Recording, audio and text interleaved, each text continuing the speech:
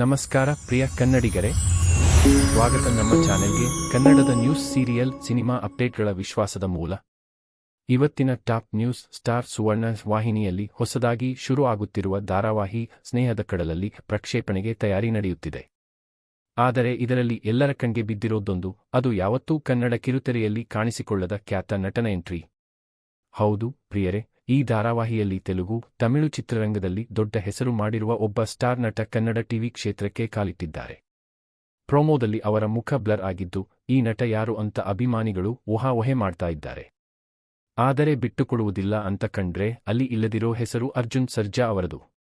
Arjun Sarja action king ಎನಿಸಿಕೊಂಡಿರುವ ಈ ನಟ ಈಗ ಕಿರುತೆರೆಯಲ್ಲಿ ಭಿನ್ನ ಪಾತ್ರದಲ್ಲಿ ನಟಿಸುತ್ತಿದ್ದಾರೆ ಅನ್ನೋದು ತುಂಬಾ ವಿಶೇಷ.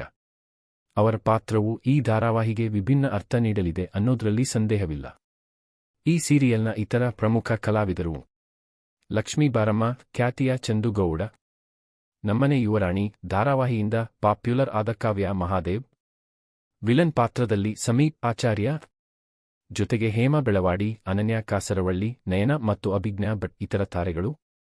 ಧಾರಾವಾಹಿಯ ನಿರ್ದೇಶನ ಮಾಡುತ್ತಿದ್ದಾರೆ ಪ್ರೀತನ್ ಶೆಟ್ಟಿ. ಇವರು ನೀನಾದೇನಾ ಮತ್ತು ಕಾವೇರಿ ಕನ್ನಡ ಮೀಡಿಯಂ ಧಾರಾವಾಹಿಗಳಿಗೆ ನಿರ್ದೇಶಕರಾಗಿದ್ದರು.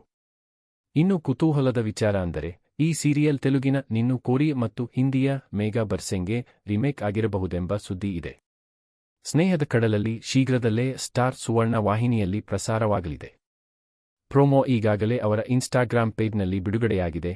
ನೀವು ನೋಡಿದ್ದೀರಾ? ನೀವು ಈ ಧಾರಾವಾಹಿಗೆ ಎಷ್ಟು ಎಕ್ಸೈಟೆಡ್? ಈ ರೀತಿಯ ದೊಡ್ಡ ನಟರು ಟಿವಿಗೆ ಬರೋದು ಇನ್ನೂ ಹೆಚ್ಚು ಶೋಗಳಿಗೆ ದಾರಿ ತೆರೆದುಕೊಡುತ್ತಾ? ಕಾಮೆಂಟ್ನಲ್ಲಿ ತಿಳಿಸಿ.